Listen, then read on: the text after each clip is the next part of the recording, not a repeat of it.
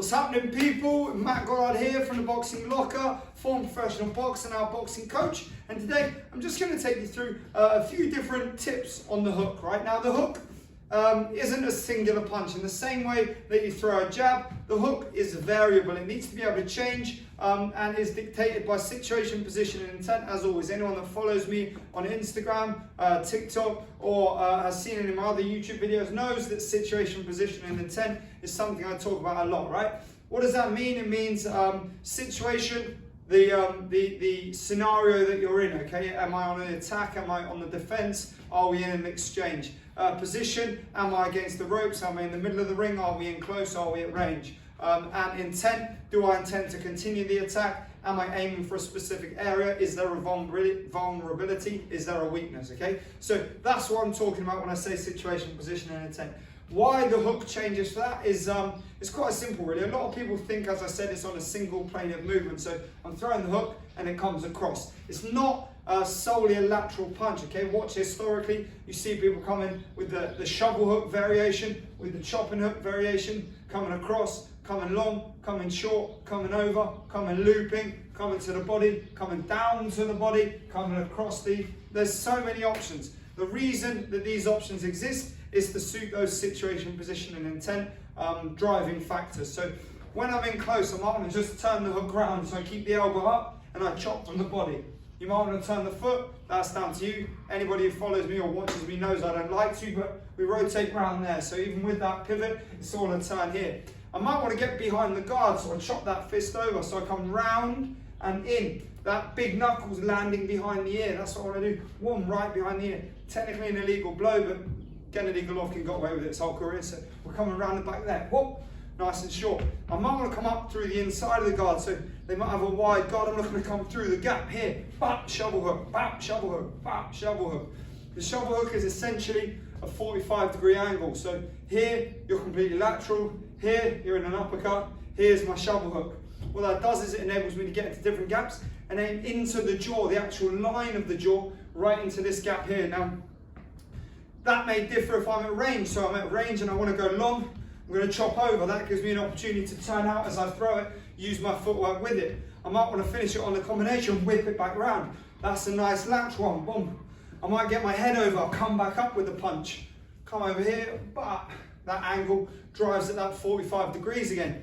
I might want to get to the body, so I drop down here, boom, there's that shovel hook. I might have slipped to the side, whipped across the body as I get down there. Doesn't need to be a big punch, that pulling across the abdominal wall, whap, then back up into position. I might be in close in the clinch and I want to get to the body, so I'm going to drop that big knuckle down, a la George Foreman, the man, the myth, the legend, the main man himself, Big George. Chop down into that rib cage, big crunch right into the back of the ribs, break their ribs, okay? So you have three options there straight away. It changes so quickly. Now, the other factor with this is that not only is it dictated by range, but it's dictated by intent, as I said. So if I see a weakness, I see an opening, I might want to feint to create that opening and then chop that big punch in there. Real big gazelle hook leaping in, bap, chop it over. I can change my hand position so the big knuckle comes through. I can change it through, so I chop down. I can change it through, so I come up into the gap.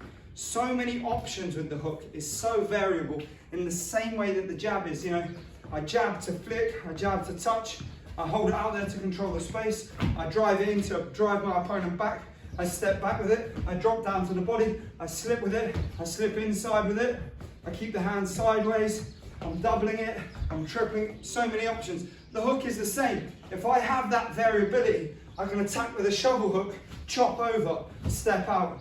I can come with a shovel hook, chop down, chop over. You've got three hooks on the trot. It's much easier to put your punches together and combine them suitably when you're not stuck in one pattern. If the only way I can throw the hook is here, then the only way I'm going to throw the hook is here. It has to be interchangeable, has to be variable. Again, I'm going to say it, dictated by situation, position, and intent.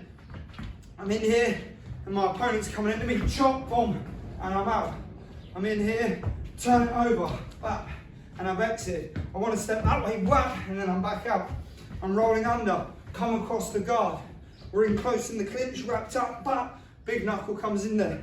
Hands are high, high guard, get to the side, boom, over the top, short, whip it in there. Double it, bap, bap, but triple it. You've got so many options if you utilize them. If you don't have that singular train of thought, you have to be able to change what you're doing to suit the situation, position, and intent. So there we have it, guys. That was a bit of a kind of rant, a bit of a tirade, but that's my thoughts on the hook. Watch some of my other videos, see my thoughts on that foot pivot, see my thoughts on hand position, and you'll know that I'm not singular of thought. I'm not against any one thing if you know how to make it work, if you can make it work, if that's how you're taught. If you can still maintain balance, integrity of your position, then it's fine. Everything is okay as long as you're not sacrificing anything to achieve it, okay? So if I'm pivoting my foot and I over rotate and end up on that back leg, I'm sacrificing stability. If I stay flat and I don't twist my body, then I'm doing the same thing, I'm sacrificing power, okay? So there's weaknesses to everything. Check out those other videos and let me know your thoughts. Don't forget to let me know your thoughts on this video in the comments below. Like, subscribe, check out all the other content, and I appreciate all of you for watching. Thank you very much.